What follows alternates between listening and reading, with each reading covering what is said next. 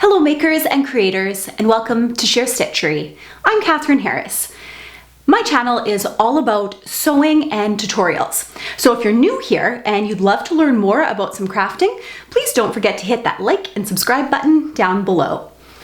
But this week, we're going to do something a little bit different. I've got a handful of tips and tricks that I wanted to share with you, coming from a YouTuber that has started from zero, and I'm going through my journey in growing my channel. So I want to talk to you about how you can get your first 100 subscribers. So let's get started.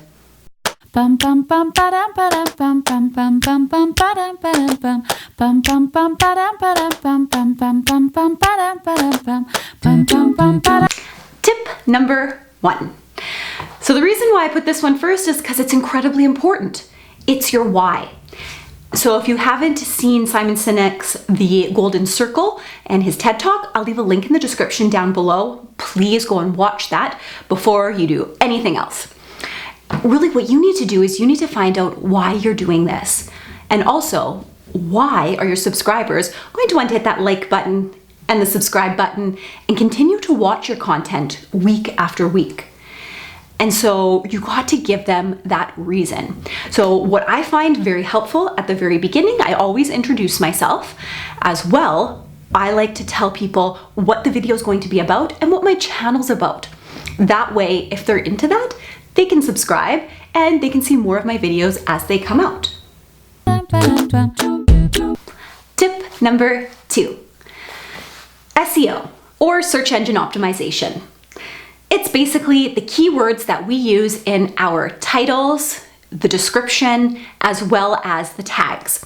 This is what YouTube and Google uses to enable people to find your video.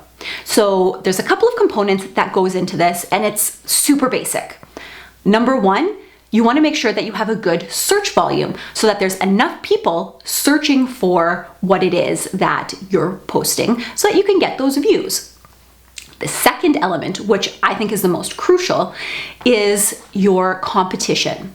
So for example, if you're a cooking channel and you are doing a video about baking chocolate chip cookies, you might use the keyword baking chocolate chip cookies. Well, there's a great search volume on that, but the competition on that is absolutely huge. You're gonna get lost in a sea of other videos that have more likes, more comments, more watch hours, simply because they have more subscribers. So when you're just starting out, the keywords that you use are fundamental in getting found and getting those new subscribers.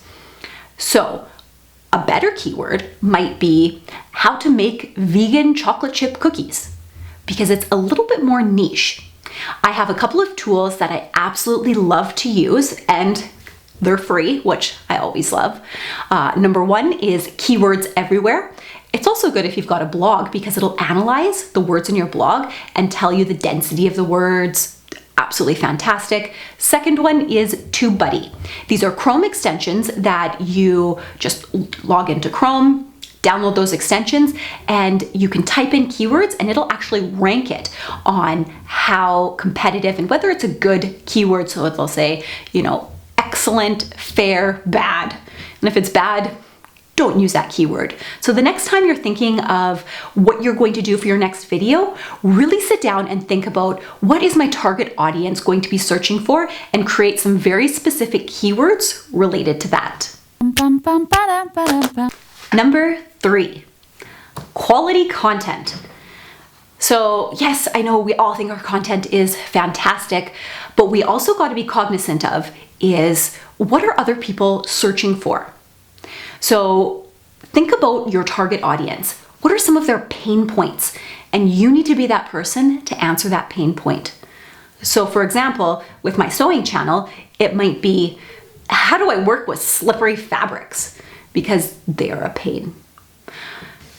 Now, what you can also do is do a little creeping, not like creepy, but creep on other channels that are similar to yours. Take a look at what videos that they're posting are getting a lot of engagement. Really pay attention to the first 48 hours of that video once it gets posted and see what types of content is more engaged on, and do some tests. because the only way you're gonna know is by testing out different content.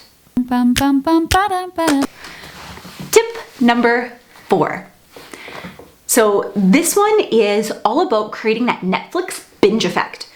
So you want to make sure that you're utilizing the end cards on the end of your channel. It will encourage people to subscribe, give a nice, easy link for them to subscribe, as well as binge into some of your other videos. So make sure you pay attention to that. Oh, here's John again. You said you wanted to see more of John. There's more of John and Millie. Did they? Tip number 5. Be involved in the YouTube community. There are so many great channels out there, and comment and follow some of those channels. Engage with your own commenters. So the people that are liking and commenting on your channel, engage with them.